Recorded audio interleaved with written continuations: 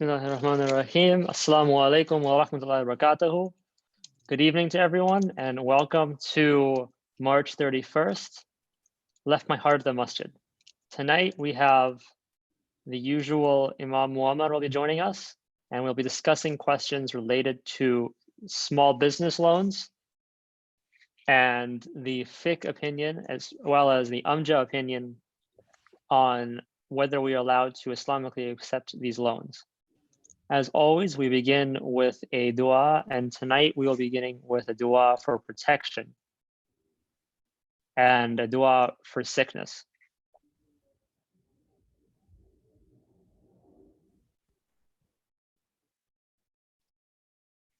Last week, we briefly touched on why the Imam's office chose to shut down why IAR and area masjids shut down during this COVID-19 pandemic and the Islamic opinions on why it was justified and the different bars of entry for why we are allowed to miss Jummah and why we are allowed to miss congregational prayers.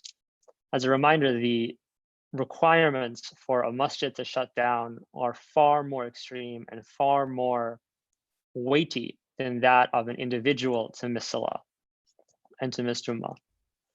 So we begin with a dua today, and I want to present it, and Imam Muammar will be explaining it to us, inshallah. It is a Imam Muammar? Yes, inshallah ta'ala. Inshallah, we'll be discussing the dua and a collection of hadith about sickness during pandemics, inshallah. Let me pull these up for Imam Muammar, inshallah.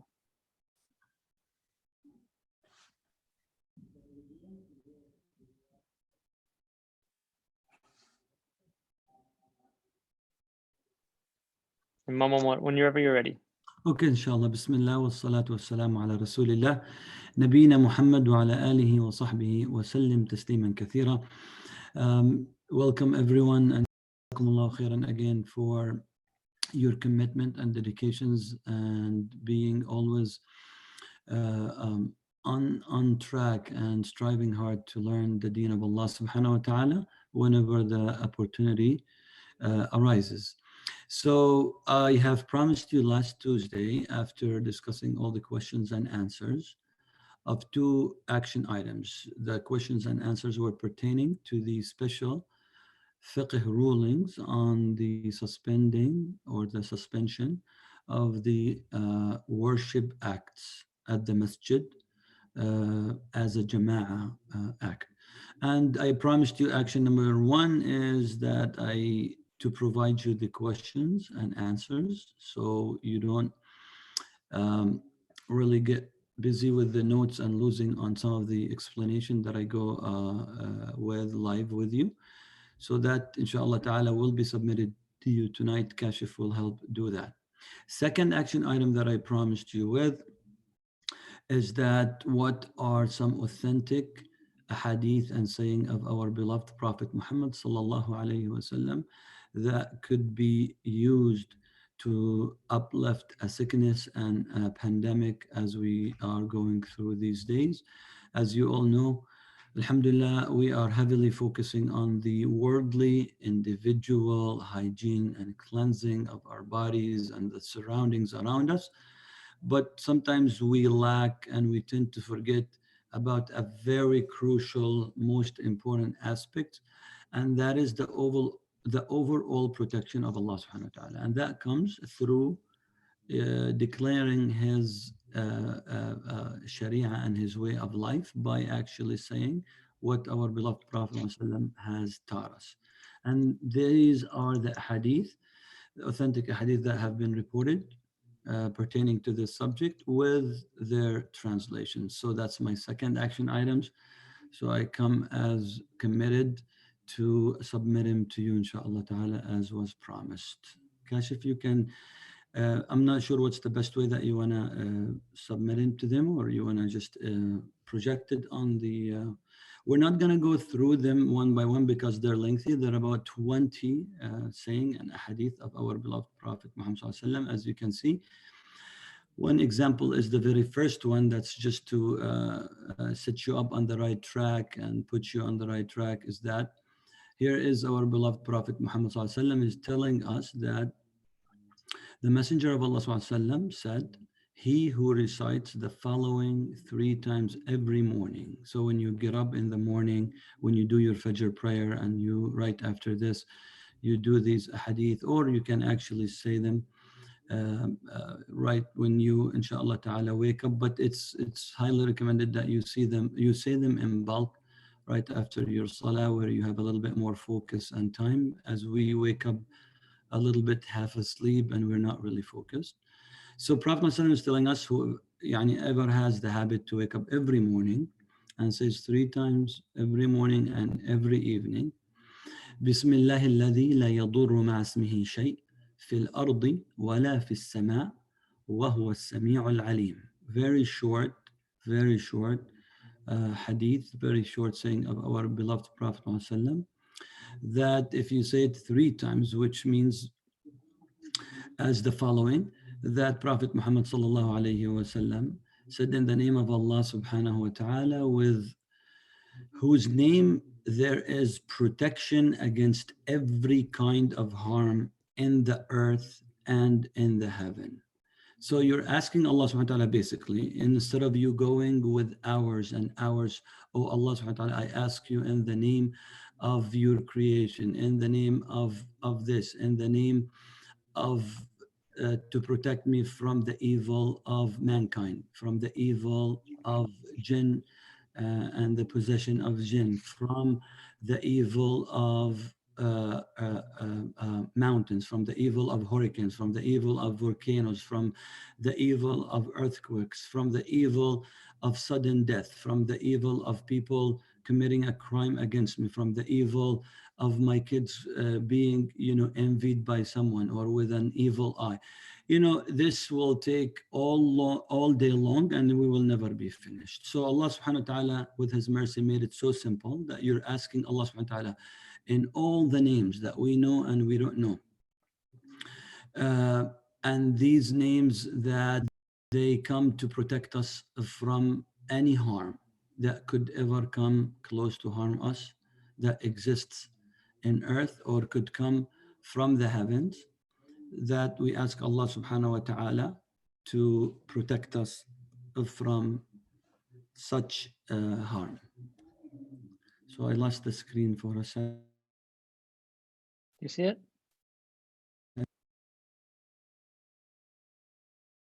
Imam Muhammad?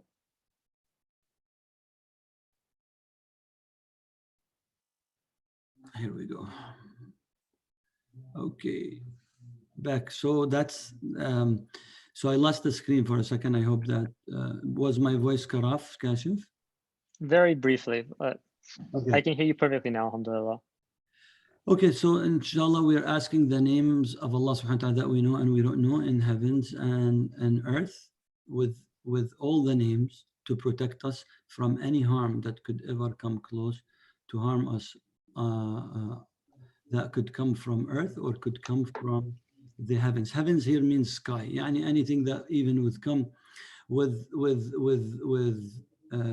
storms, with hurricanes, with tornadoes, anything that would come from under, beneath us, or from above us, we are protected, inshallah ta'ala. So that's an example where you can use these powerful words to protect you from every harm, and it won't take you a minute instead of spending hours and hours actually saying every word that can come to you, or asking Allah subhanahu wa ta'ala to seek refuge in Allah subhanahu wa ta'ala from every harm that could come to your mind. So that's just an example, inshallah, we wanted to share with you tonight. Alhamdulillah. And we'll be including all of these videos and all of these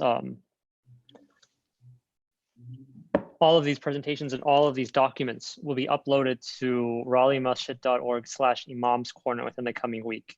We currently have the Imam's Corner set up for normal business and normal operating procedures, but we'll be undergoing a rapid transformation. Inshallah, by Friday, it'll all be live, where you can access information from all of these webinars. If there's ever been a handout or presentation Imam AbuTaleb had presented about the various hadith, we had the doctors present about coronavirus There'll be an updated presentation on that. All of Imam Muammar's very graciously prepared slides and graciously prepared documents, both the ones from last week about the declarations on suspending congregational prayers, as well as this series of dua and hadith. And then, inshallah, what we covered today, the declarations on small business loans and loans during these hardships will be all written up and prepared over there. So look for that on Friday, inshallah, and I'll providing an update as we go through the week.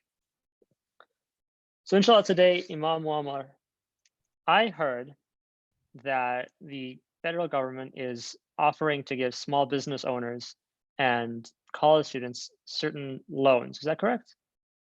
That's correct, yes. And, broadly speaking, there's also going to be every individual, every parent, person paying taxes can receive $1,200. And if they have any children, they'll receive about $500 from the government. Unfortunately, college students like myself, we do not receive any money as I'm a dependent on my parents' taxes and I don't file my own taxes because I'm claiming as a dependent on theirs. So Imam Muammar, are there any special ways that the government's going to help me out? Maybe take care of my student loans, help me along in this tough process?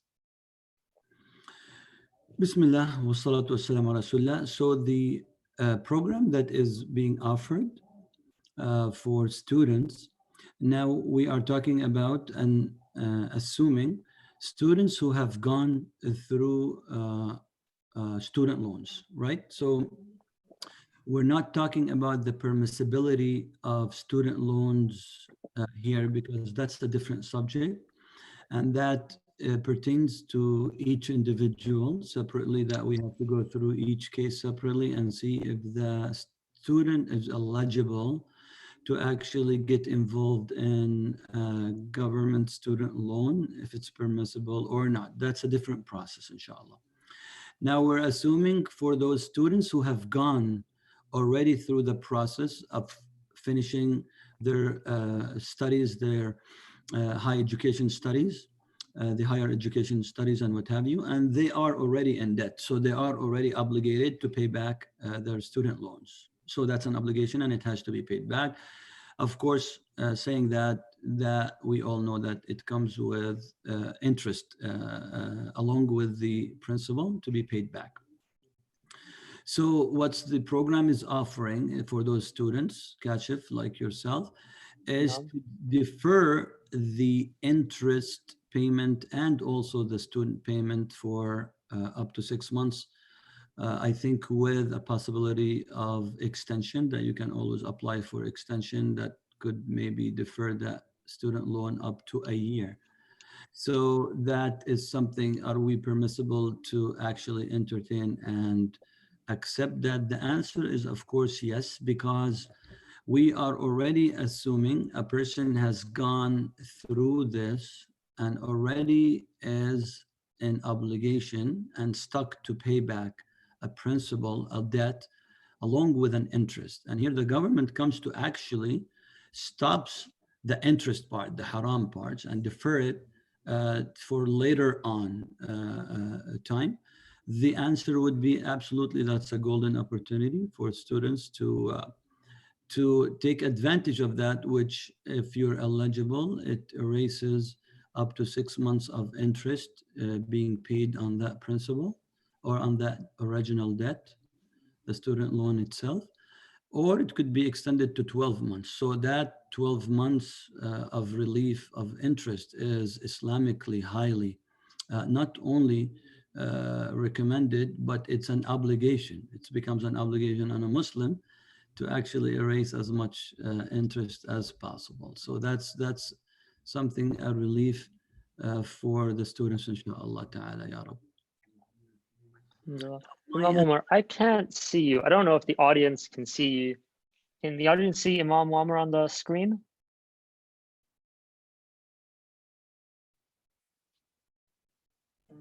Apologize. Zoom noticed that there's some connection difficulties. Apparently the whole country is trying to use Zoom right now. Great business opportunity if you want to buy some stocks. Imam Muammar, I'm sorry, feel free to continue. Okay. So I see you, Kashif. So inshallah, I'm hoping that the audience see me, but inshallah, if my voice is clear, I think this will be recorded, Kashif, right? So they can always see it later, Inshallah. inshallah. So the advice would be here, if a student actually does defer the payments, now it becomes the Islamic responsibility is that not, let's say that the monthly payment is $500. I'm just for the sake of discussion, $500 a month, and it gets deferred for 6 months or 12 months. It becomes an obligation on the student not to spend that $500 that he or she was obligated to pay every month on something else.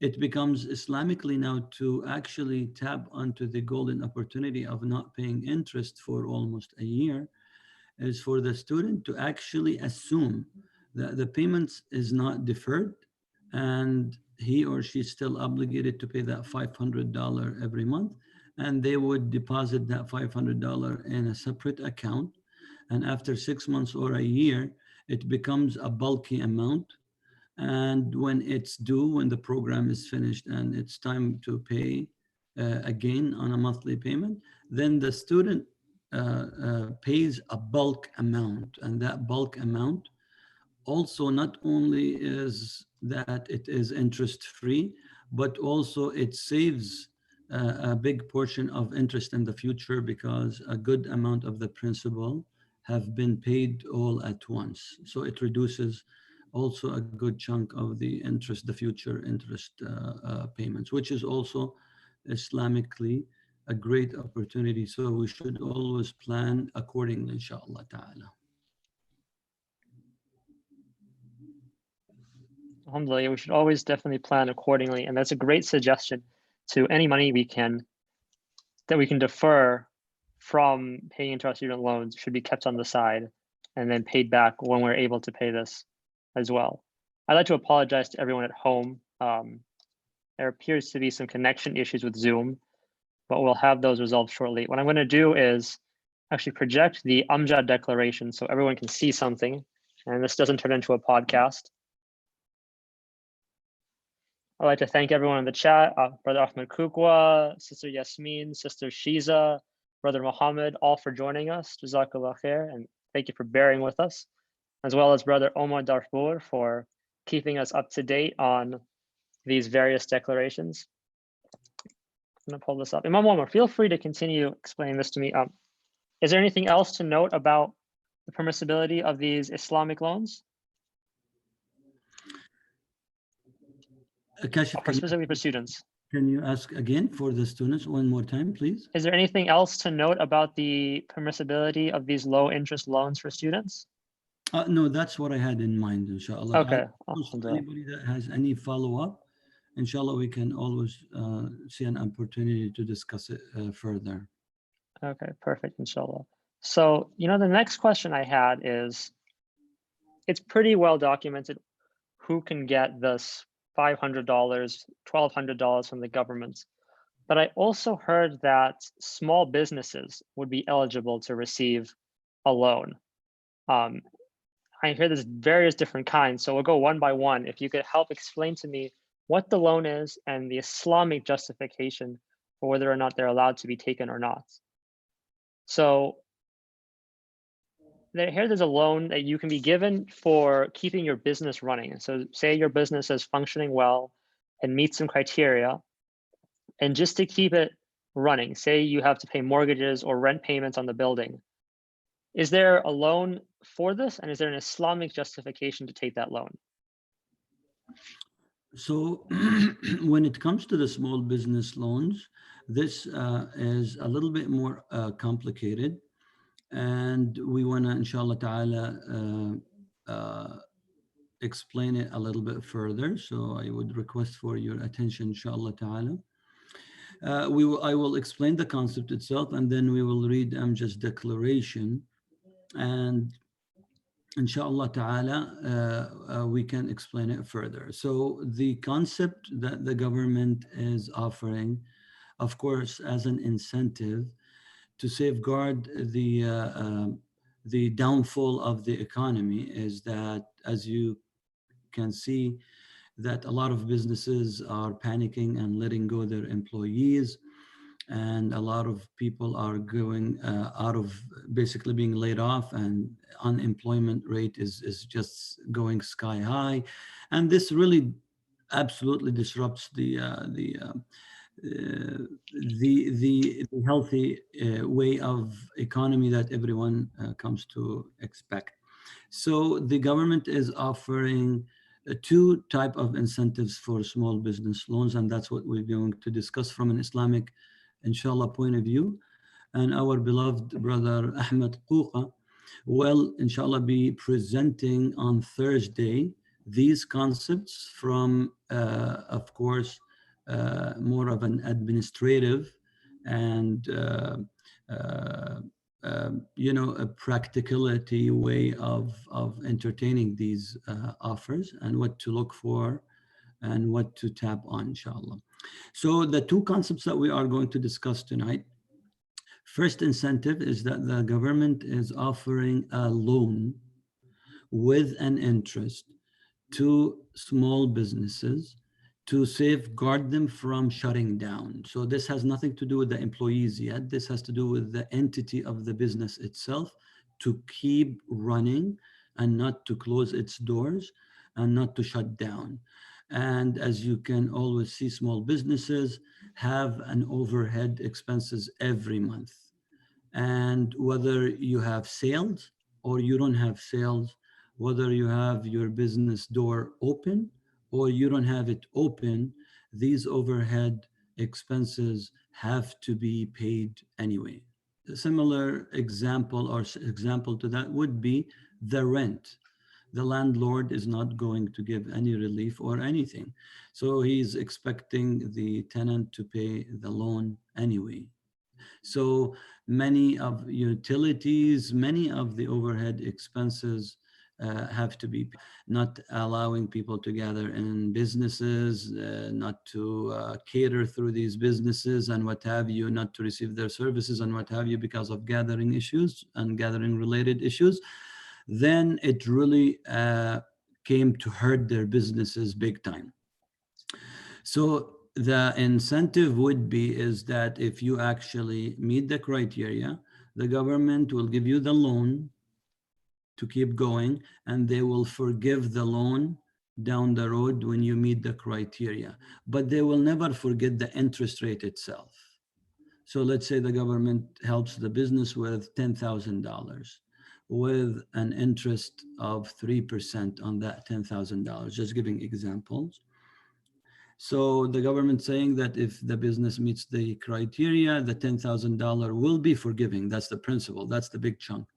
However, the 3% on the $10,000 will not be forgiven. So the Islamic question comes, here I have to pay back interest. Am I allowed to actually entertain and use this incentive?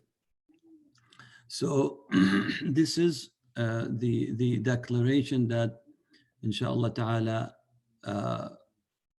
we will discuss tonight. So I wanted to read the AMJA declaration, but I think obviously, as we can see here, Kashif just projected it. So I want to read it for you and then I will explain it further. So AMJA, as you all know, this is our North America Islamic reference that we go back. These are the jurists, the Muslim scholars, jurists that we, inshallah ta'ala, heavily depend on. And it comes from, alhamdulillah, many scholars that come to discuss these issues and come to together to give their verdict. So it's not just one imam that comes to make ijtihad and a verdict by himself, but rather by the council at large.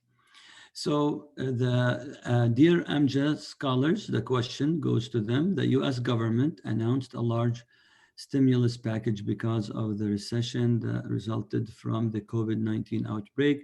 Part of this package comes in the form of loans for small businesses and are intended to keep the businesses viable with low interest rates and with forgiveness of the principal debt, not the interest, on the condition that the business owner uses the loan to pay specific essential business expenses such as rent, utilities, and the wages and salaries of employees, and does not lay them off. The question here is whether, in light of this crisis, Muslim businesses owners or Muslim business owners can apply for these or for those loans. That's the question.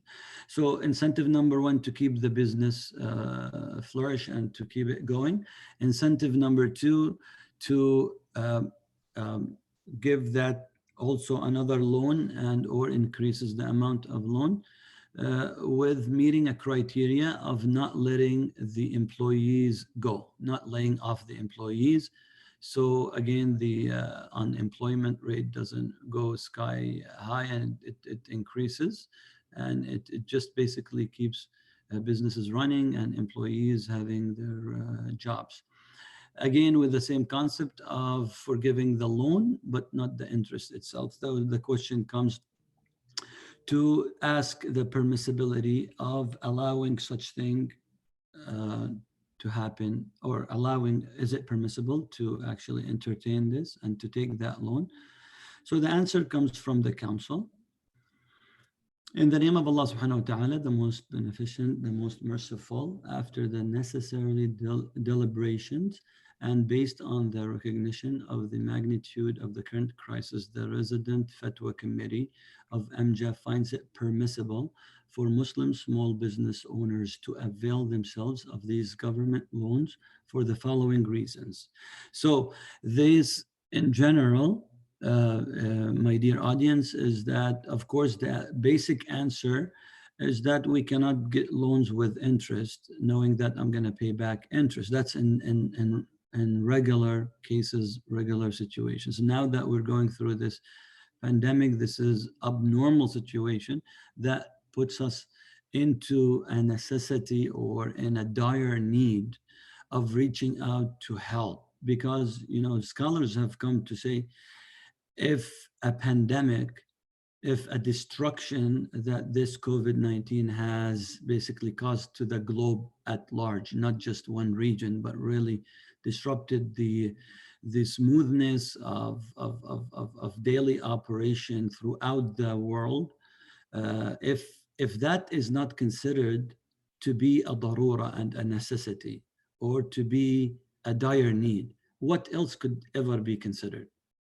You know, if what could ever come to be more than a global pandemic? This is affecting everyone. This is destroying the economy, throughout the world, all countries shutting down, so this is something that is really affecting everybody. So there is really no question about this becoming more of a necessity and a dire need to reach out as an individual to an outside help. So the answer comes, and this is the justification of the permissibility from AMJA Council. Taking interest-based loans is forbidden according to the agreement of Muslim scholars. That's in normal situations. However, necessities warrant concessions. That's the rukhsa in this regard. It appears to the members of the council that there is a justifying hardship and public need in our current conditions because of the global recession and the harm that has befallen small business owners in particular. The lender in this case is the government, which seeks to bring relief to its subjects and save the economy. The government has indicated that it would forgive the principal debt and turn it into a grant if the borrowers fulfilled the stated conditions. This shows that the intent of this debt is to ease the suffering of the people. So, my dear audience, this goes against the main reason of Allah making interest haram. So, as you all know, Allah made interest haram because it takes advantage of people who are in need. That's the reason why riba and interest is haram. Here, what's happening is the absolute opposite of the reason why riba and interest was forbidden. Now the government is doing the opposite completely. This shows, so these loans come as an intent to reduce this crisis that is affecting people at large. So this shows that the intent of this debt is to ease the suffering of the people. And although the interest will not be waived, the principal debt itself would be. So because the reason of making riba haram was to take advantage of people, because this reason is no longer exist, and the opposite is true, this loan comes to actually give a relief to the borrower and to safeguard the community at large, then the ruling becomes permissible.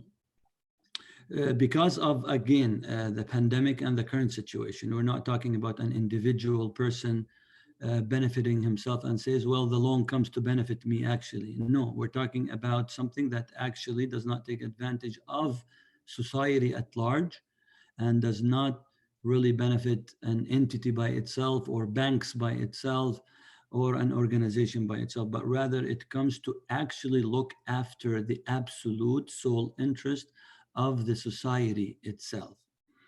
It remains to be said that the application of this fatwa to individual cases requires honesty. So this is very important. You guys remember that any ruling, any verdict that your imam comes to give you or the council comes to give you, it's all about your honesty, how you stated your question. So if a person, if a business was not hurt and it was just slightly affected and there was a little bit of a downfall in its sales, then this fatwa and this verdict doesn't apply, because this fatwa is really meant for those who've been really affected and devastated by this downfall of the normal thing, and the normal way that these businesses came to expect their sales, to look after their payments and what have you. So honesty is very important. Whoever intends to fulfill the conditions of turning these debts into grants may apply for them. And whoever thinks that they will not fulfill those conditions, they may only apply for them to repel an existing or expected hardship. So the last statement is very important. I think all of you come to understand that if a business is truly already in a downfall, about to close its doors, about to lay off its employees, this verdict come to be very obvious, clear that it's permissible, go right ahead. The last statement is very important for you to understand, which is it permissible for a business that is not in its process of downfall, it's not really falling, but with this uncertainty, with all these uncertain, unknown recovery conditions of this economy, not knowing when this is going to come back, that if I, as a business owner, don't do any precautious steps to safeguard my business, I'm going to fall next. So I didn't fall now, but it's very obvious with the way my business is, with the process that is going, that I'm going to be next. So is it permissible for me to seek and entertain this loan? The answer is yes, because in Islam, if a person is physically affected with the hardship and necessity comes to give that person concession and rukhsa, that applies to that person to entertain and to exercise this concession and rukhsa to seek this government loan. Also applies to a person and an owner that knows that if I don't do anything this month of March, it's definitely going to hit me mid-April. If it's not mid-April, it is certain that it's going to hit me in May. if nothing changes. And according to the best of our judgment, there are no signs of relief. Yani, this is not a storm, a snowstorm that came and hit, or a hurricane that came and did a landfall in a region. So the region got devastated, and now it's in a state of necessity to exercise all these concessions on rukhsa. And the next door city says, well, it didn't even touch us. It didn't come to us. But you never know, maybe, the effect of this storm somehow will affect me next month. That doesn't apply, because with the normal customs and traditions that we know, the damage happens once and for all. It just hit landfall in an area, and it did devastate that area. And the surrounding cities have nothing to do with it, and nothing is going to come their way to harm them. Then the last statement doesn't apply to them. But with this pandemic and not knowing what's coming and all this uncertainty, then the last statement applies to a person that thinks that the downfall is coming to his or her business. So they may only apply for them to repel an existing or expected hardship. So this is what I wanted to share with you, inshallah, with explanation about this government loan permissibility to seek it or not, inshallah. I hope that was clear.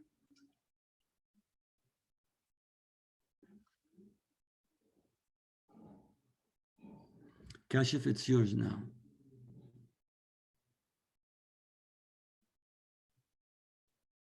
I hope Kashif is still here. Alhamdulillah, Imam Muhammad. That was very enlightening. Jazakallah khair. Imam Muhammad, do you mind turning on your camera? Yes, let me try it now.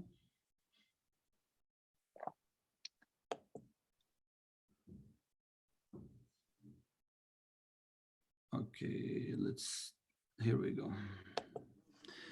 Let's say you cannot start your video because the host has stopped it. So you stopped it, Kashif, it says. Okay, let me see if I can start you again, inshallah. The host has asked, okay, let me see, turn my video. Here we go, inshallah. Alhamdulillah, I can see you again. Alhamdulillah. I hope was my voice clear for the audience? Your voice was very clear. It was just the video that was paused. Alhamdulillah. Alhamdulillah. Okay, so I'm going to stop sharing my screen. Perfect. Now you're back. Alhamdulillah. Alhamdulillah. So that was Jazakallah khair for enlightening us on businesses that are in need may take advantage of this assistance, not just broadly any business. Those that have gone through a hardship that might not be able to survive due to this downturn of coronavirus. And for those that would like further reference to this Amjad fatwa and further resources, we're going to include that in the comments of this video, inshallah, as well as the description of this video.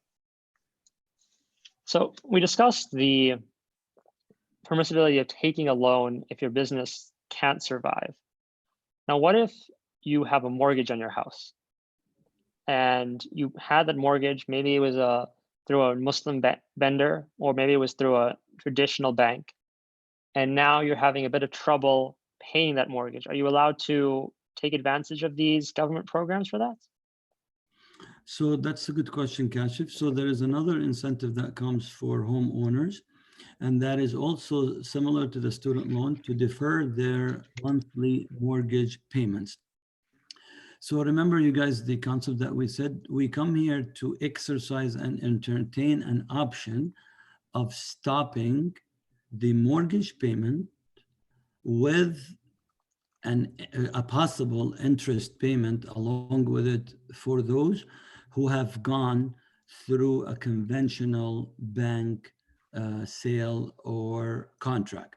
So they're already in a contract that deals with a conventional bank, and they're already paying interest, and they want to get out of it as soon as possible. So the option here comes to stop the interest payment. And knowing that the interest is haram, here there is an option for you to stop the haram option. So by all means, not only it is recommended, but it is an obligation on the homeowner to actually apply for this incentive and this option, so they can stop their interest payments. They can remain to pay their mortgage, the principal monthly, so they don't stop on the monthly. Or if a person knows himself or herself that they are very disciplined, their history shows, and they know themselves. And as we all know, you are the best judge of yourself. You know your habits, your good habits, you know your disciplinary manners throughout your life, and you know that you're very committed on paying every month. So you know very well that if you actually defer paying even the principal itself, not only the interest, but the interest is being waived, and now you are allowed to even stop paying the monthly mortgage payment for 6 months, with a possible extension and an option of extending for another 6 months. So that's for a whole year. So option number one is an obligation to stop the interest payment. So you would apply, you would stop the interest payment and pay only the principal every month. Option number two is to stop the interest payment and to stop and defer the principal payment, knowing yourself that you're not going to use that money. Let's say that your monthly mortgage payment is $1,500. So you know very well that you're not going to spend this $1,500 on other means and on other needs of yourself, but rather you're going to save it, so it becomes very bulky after a year, and you can pay off with a big chunk of money toward the principal itself, which will also reduce a lot of the interest payments that were due on your principal, because you paid a lump sum, a big chunk. So this is very important for you to exercise and to look after. If a person knows, listen, if I have money, I'm going to spend it, then option number one is what applies, and that becomes obligation to stop the interest payment. And so you apply for that so you can avoid the interest payment and keep paying the monthly mortgage payments, so that person does not spend that $1,500, for example, on other means, inshallah ta'ala. So this is when it comes to the mortgage option, that would be the answer, inshallah. Jazakallah khair. Now I have two follow-up questions on that. So if someone is able to pay the monthly mortgage outright, they're not hit by a financial hardship, are they still eligible and permissible to take this loan to prevent paying that mortgage payment or paying that principal right now, paying that interest payment right now? Is that still permissible? So if I understand your question, Kashif, you're asking if someone did not hit, basically their income is exactly the same. Exactly. And their ability to pay every month is exactly the same. Your question comes, is it still permissible for them to actually exercise this program? Right. So the answer is yes, because this program is coming from the government, and it is really enforcing that on all mortgage companies to actually help part of it to relief.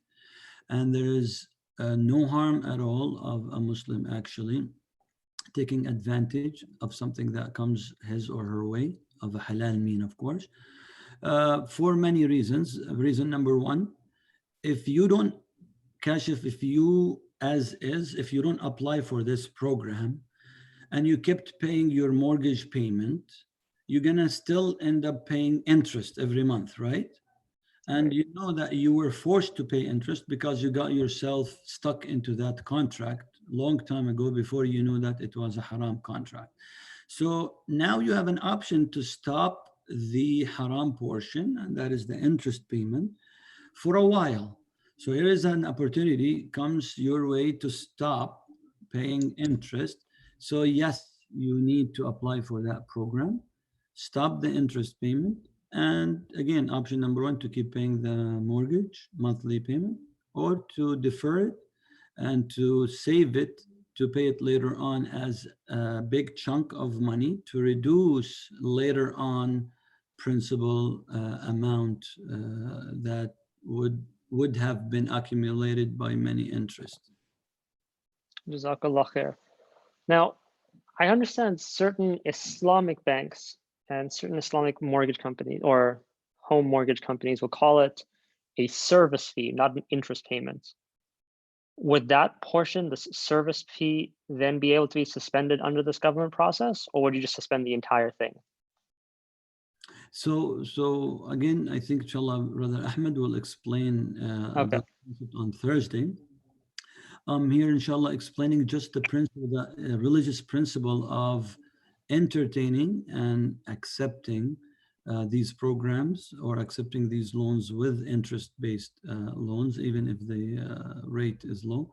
So that's my role. But inshallah, any administrative questions about the service fees, all It'll be that, implemented, all of that stuff. right? Inshallah, Brother Ahmed will answer all those on Thursday. Inshallah. Are there any questions? Alhamdulillah, we have 32 people watching with us live right now. Any questions about this Islamic loan, about the permissibility of taking a loan from the government related to the COVID-19 hardship? And once again, on Thursday, inshallah, we'll have finance chair and Shura member Ahmed Kukwa, who is also works with Edward Jones to help explain the implementation and walk us through the process of applying for some of these loans. Any questions about taking these loans from the government, or perhaps another question about the Islamic finance? We'll take that into consideration for next time, inshallah. Alhamdulillah, we have a question from Brother Ahmed. If someone has an Islamic contract, can he or she take advantage of this government relief?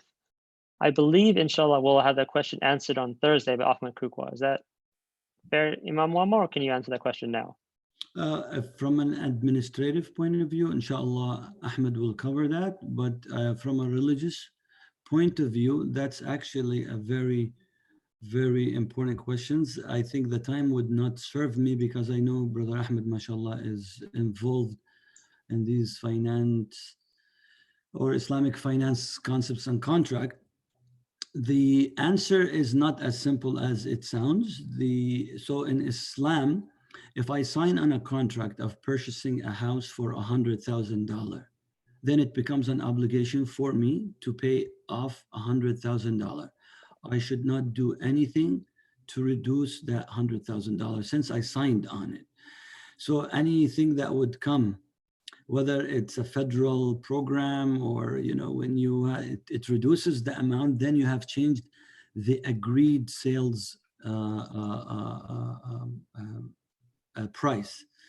So Brother Ahmed's question comes here is that if I actually take advantage of this program and I do refinance with the same Islamic bank or Islamic contract to reduce the amount of murabaha, to reduce the amount of increased, it's called cost plus. That's like it cost the buyer $80,000 to buy that home for you, and then decided to sell it back to you for $100,000. So they're making a profit of $20,000. You agreed, and they agreed. So you're obligated to pay the owner $100,000. You should not do anything to reduce that $100,000 unless the owner himself, allows that to happen. So the answer would be, if actually we entertain the government and we exercise the government loan, it would actually change the agreed overall price, which is the 100,000, and it would reduce it down.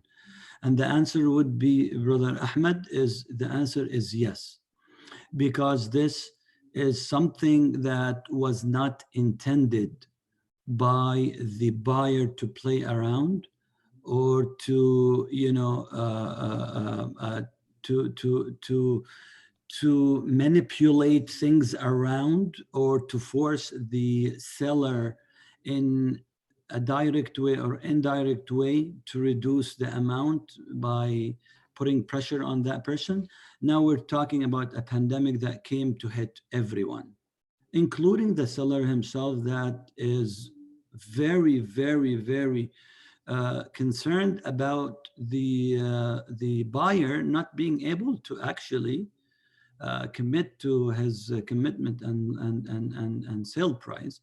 So this, because it's a pandemic, and it's because we call it in Sharia and in Islamic concept, balwa amma. It is really a devastation that came and hit the society at large. It's a trial, it's a test, it's a hardship that came to actually test everyone. And that what gives it permissibility to actually refinance within the Islamic bank itself. And that would actually reduce the after all sales agreement from 100,000 to less than this, inshallah. That's just the answer for Brother Ahmed. Inshallah, from an administrative point of view, Ahmed, you can always elaborate more on Thursday, inshallah. Inshallah. Now we have a question from Brother Muhammad Maruf. He's asking, I guess, just us to finally sum it up, that is there an Islamic incentive? There is an incentive for us to take these loans to defer the interest payments, correct? Yes, that's Alhamdulillah. So that's the Islamic perspective about that. And inshallah, this video at the bottom of it will include links to both where you can get more information about these loans, the student loan, as well as the federal loan for mortgages and for small businesses, and then the UMJA declaration and any other information and research we can find about this, inshallah. Any other questions as we wrap up, inshallah?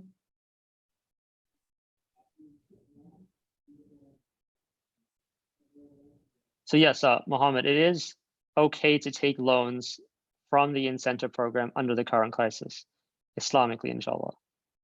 And that the UMJA declaration will help explain that. For those that might need, who is UMJA? I'd had the same question as well. UMJA is the American Jurist Association, American. Yes, Go ahead. right. American Muslim Jurists Assembly. Alhamdulillah. And they're considered one of the major fiqh bodies that brings together both the Western and the American perspectives, as well as the Islamic perspectives, into one hat. So we follow, Islamic Association of Raleigh followed a lot of their guidance related to the masjids not shutting down, or the masjid shutting down during the recent coronavirus pandemic. Now we have a question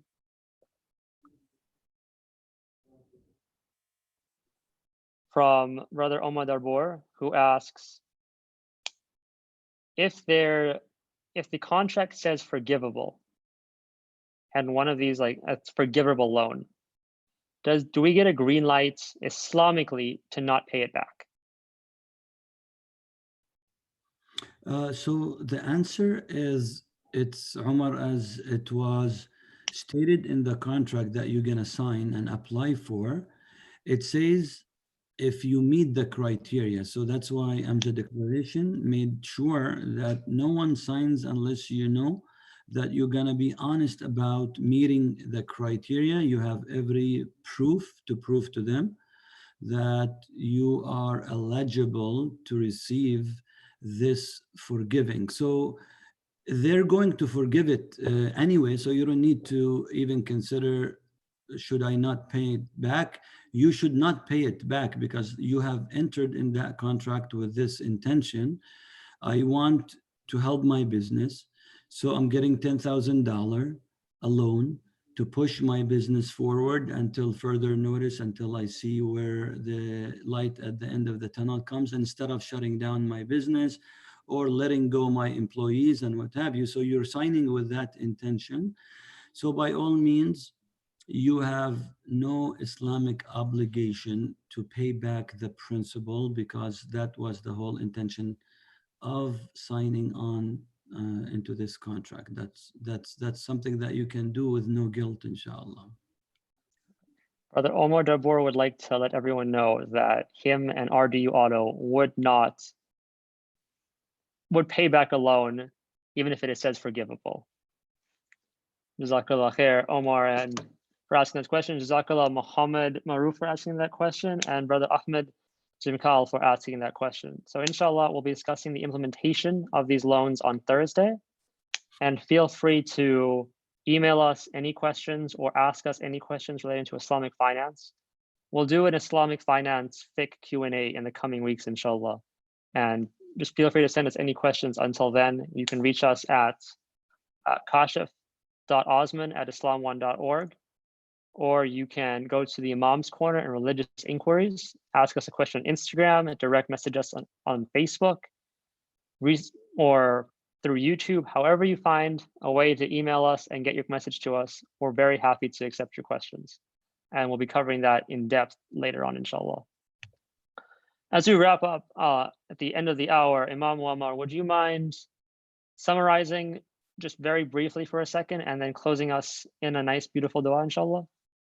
Sure, inshallah. Inshallah, for those who came late, we discussed a possible acquiring a student, for a student to allow himself to defer payments for 6 or to 12 months. Is he or she permitted to do that? And the answer was not only permitted, but obligated, because that gives that student the opportunity to not pay a big portion of the interest that he or she was obligated to pay because of the loan that they have acquired when they received their higher education. Second thing that we discussed was small businesses. The government is giving an incentive of giving a big lump sum of a loan, like interest-based loan with a low interest rate, with the agreement that the government will forgive the loan itself, the principal, but will not forgive the interest itself. So is it permissible to seek that option? And the answer came from the Islamic, the AMJA Council, is that yes, it is permissible because of this global pandemic that we're going through and the absolute devastation that came to hit businesses that would make them shut down their doors and let go their employees. So that puts them in a necessity states where they can actually acquire that loan to push themselves forward, and they would pay back the interest rate without paying the principal itself.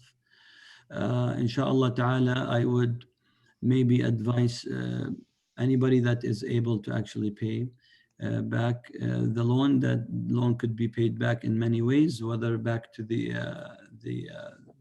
to the government or to any other good entities that would help others. Maybe others were not able to meet these criteria, so that principal could be paid for others who did not meet the criteria, so you can save them from falling or shutting down their doors.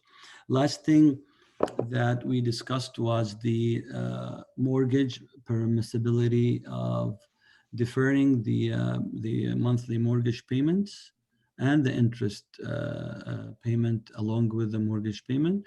And the answer came to be that it is an obligation for those who have gone themselves into already a contract from a conventional bank. So we're not talking about somebody that's going now to acquire a new sale, but rather with people that already exist in the economy that have gone themselves into a contract already. And we said that deferring this payment, without interest is something that is Islamically more of an obligation than just highly recommended, with two options. Option number one, not to pay the interest, which is the obligation part. and to keep paying the principal on a monthly basis, or saving that principal as a lump sum and paying it all at once toward the end of the year. And that would also save a lot of future interest payment because of the principal being lowered to a lower sale number now, or sale amount. And that's it. That's what we covered tonight, inshallah. I hope that it was beneficial, and it was, alhamdulillah, Rabbil Alameen, informative. And inshallah, it will continue on Thursday with the administrative part of how to apply and how to seek and take advantage of all those incentives from the government. We ask Allah subhanahu wa ta'ala to guide us to the... Imam Muammar, I'm sorry. We have one final question. Sure. If the business is doing okay, can someone Islamically take that loan? I think this is a very important question. So if the business is doing okay, so again, remember the fatwa came is, this is different than the mortgage answer. For the mortgage, it was an incentive that is giving to everybody across the board, whether doing okay or not doing okay. This is just more of pushing economy forward. So the answer for homeowners mortgage incentive is yes. But for the small businesses, the answer is no.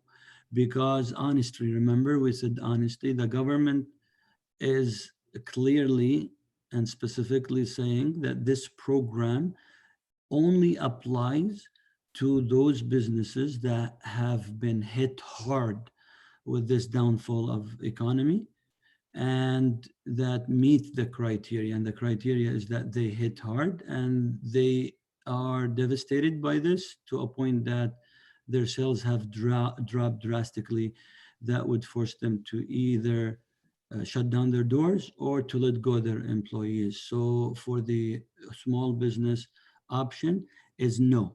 You only seek that option and that concession and rukhsa only if it applies to you, and honestly is very important in this matter, inshallah.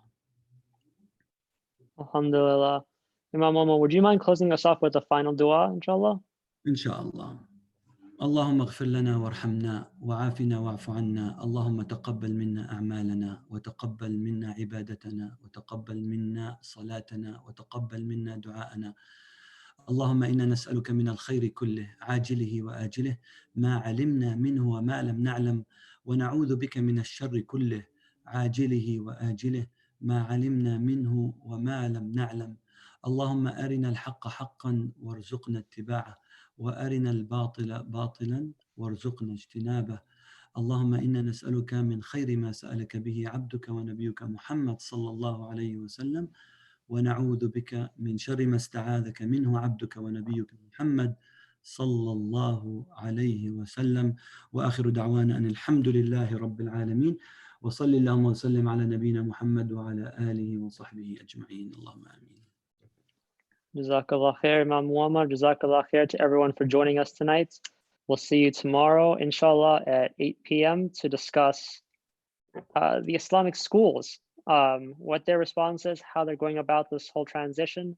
We'll have all the principals of Al-Nur, Al-Furqan, and Al-Iman will all be joining us to discuss this. And then Thursday, we'll be having Brother Ahmed Kukwa to join us and discuss implementation. Jazakallah khair to everyone for joining us. Jazakallah khair to our wonderful questions. I appreciated those very much. And Jazakallah khair to Imam Muammar. Have a wonderful night. Jazakumullah khair. Have a great night, inshallah. Assalamu alaikum wa rahmatullahi wa barakatuh.